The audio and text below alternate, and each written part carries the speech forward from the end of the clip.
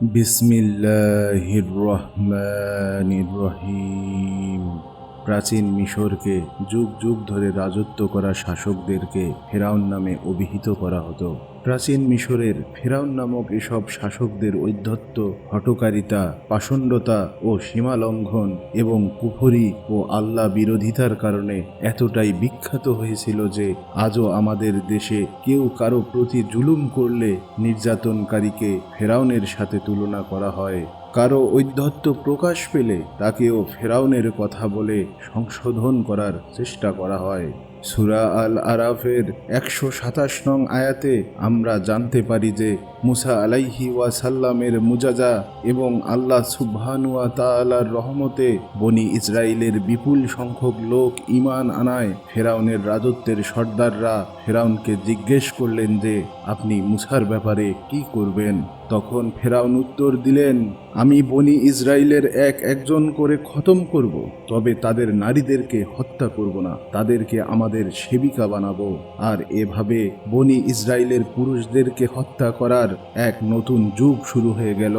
এমন বিপর্যয়কর পরিস্থিতিতেও মুসা আলাইহি ওয়াসাল্লাম ফেরাউনকে প্রতিহত করার জন্য তার অনুসারীদেরকে অস্ত্র শস্ত্রে সজ্জিত এক বিশাল সেনাবাহিনী গড়ে তোলার কথা বলেননি।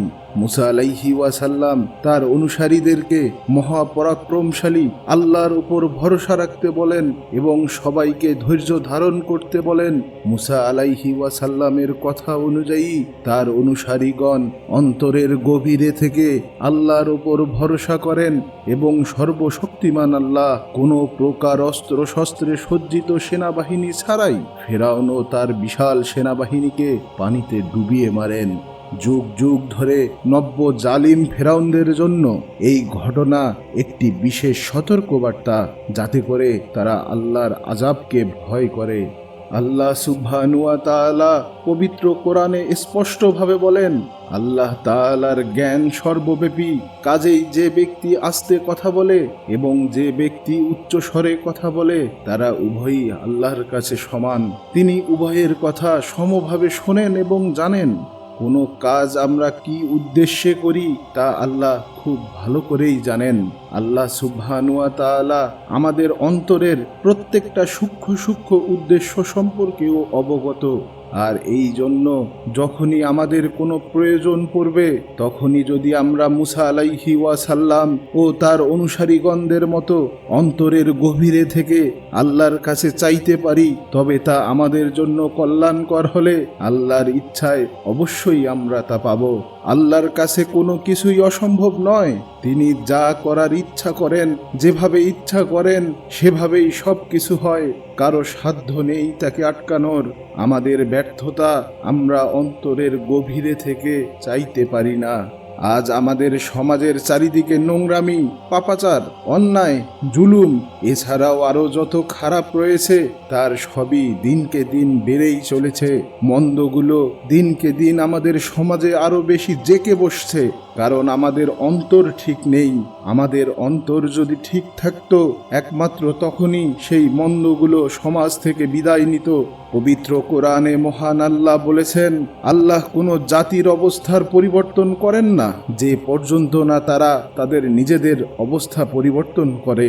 রাসূলুল্লাহ সাল্লাল্লাহু আলাইহি ওয়াসাল্লাম বলেন, মানব দেহের ভেতরে একটি গোস্তপিণ্ড আছে যা ভালো থাকলে গোটা শরীরই ভালো থাকে, আর এটি নষ্ট হয়ে গেলে বা বিকৃতি ঘটলে সমস্ত শরীরটাই নষ্ট হয়ে যায়। সেই গোস্তপিণ্ডটি হলো কলব, আর কলবই হলো অন্তর, যা আমরা হৃৎপিণ্ড নামে জানি। আর এই অন্তর যখন অহংকারে পূর্ণ থাকবে, লোভ লালসায় পর্যবসিত হবে, নোংরামি, মিথ্যাচার, সুদ, ঘুষ সহ নানাবিধ অপকর্মে জড়িয়ে পড়বে, তখন আপনি কিভাবে আশা করেন যে আল্লাহ আপনাকে সাহায্য করবে? যদি আপনি নিজের জন্য এবং দেশ ও জাতির জন্য আল্লাহর সাহায্য প্রত্যাশা করেন, তবে অন্তরের গভীরে থেকে মন্দকে পরিহার করুন। তবেই ব্যক্তি হিসেবে যেমন আপনি আল্লাহর সাহায্য লাভ করতে পারবেন, তেমনি একটি দেশ ও জাতির যত বেশি সংখ্যক মানুষ মনে প্রাণে মন্দকে পরিহার করে আল্লাহর বিনয়ী বান্দা হিসেবে জীবন পরিচালনা করবে, তখনই আল্লাহ সেই দেশ ও জাতিকে সাহায্য করবেন এবং সম্মানিত করবেন। তাই সব আগে নিজের কল্পকে ঠিক রাখুন, শুরু করে দিন নিজের নফস ও কুপ্রবৃত্তির সাথে যুদ্ধ। তবেই আপনি ব্যক্তি হিসেবে হয়ে উঠবেন অনন্য এবং দেশ ও জাতি হবে সম্মানিত।